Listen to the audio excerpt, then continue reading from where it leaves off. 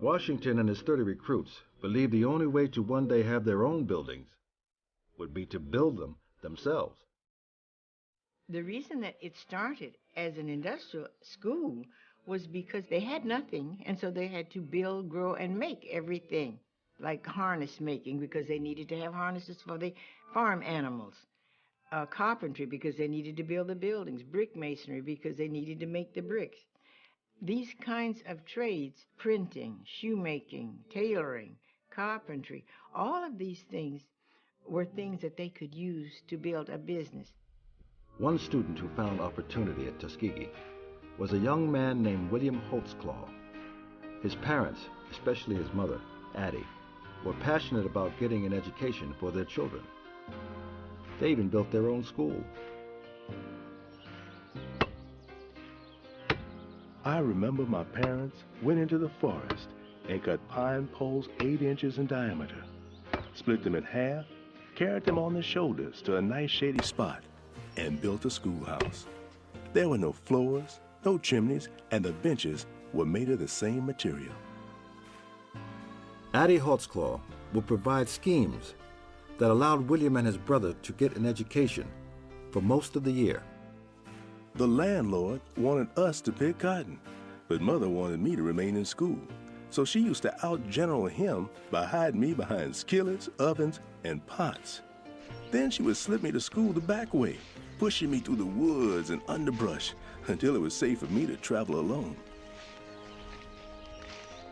Whenever someone had wanted to go to school, they would make sure that one of them went and that one stayed at home.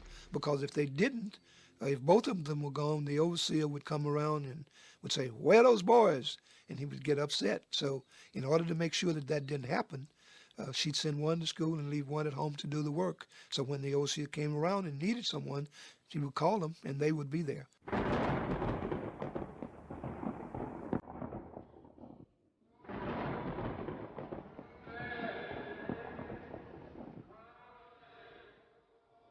But the limited education was never going to propel the Holtzclaw children beyond the bondage of sharecropping, where if the landowner didn't cheat you, the weather might.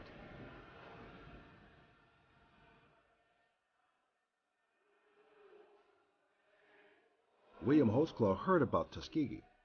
He wrote Booker T. Washington a letter.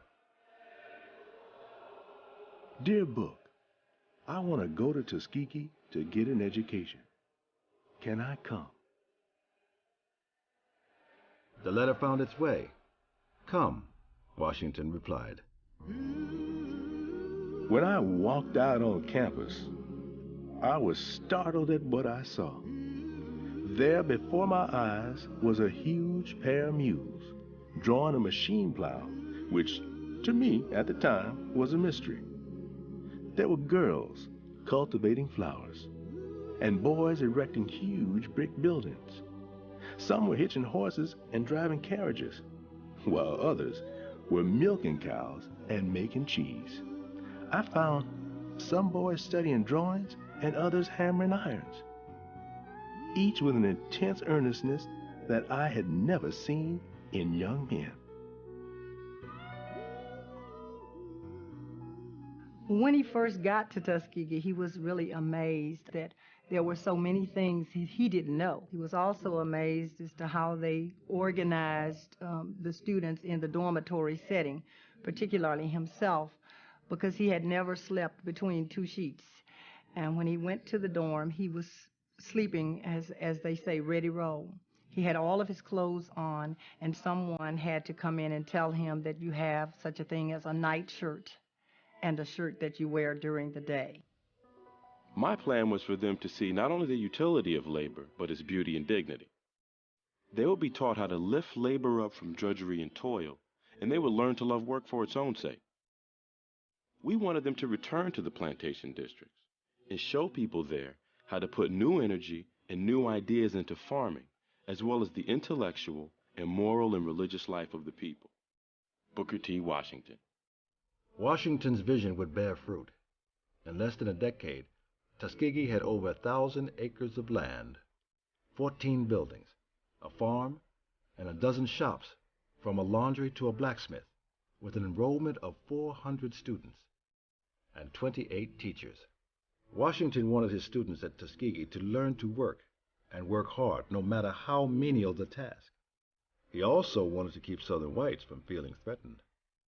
That's why they thought Booker T. Washington was the great godsend, that somehow he'd come forward with an educational philosophy which said in effect that you can educate a people and still keep them subordinate. And he once gave a talk in a speech, and I think it's the most concrete example, where he was given the talk, and actually he was asked this question by a white farmer. He says, why should I send Mandy to Tuskegee to learn how to cook when she can spit in a skillet and know whether it's hot? And Washington's response was, the purpose of industrial education is to teach her not to spit in the skillet, not to teach her to be something other than a cook, but to be a better cook, to be a better sharecropper, to be a better mine worker. And so whites really, thought this is a godsend. We've now come up with a philosophy of education that can keep people in their place and even teach them to be better within their place. And they thought that that was possible. They learned very quickly that that was not possible. At the Haynes School in Augusta, Georgia, its founder, Lucy Laney, would expand Washington's philosophy of teaching and take it in a different direction. She insisted upon developing her children's full potential. Her students studied English, mathematics, history, chemistry, physics, psychology, sociology, French, and German.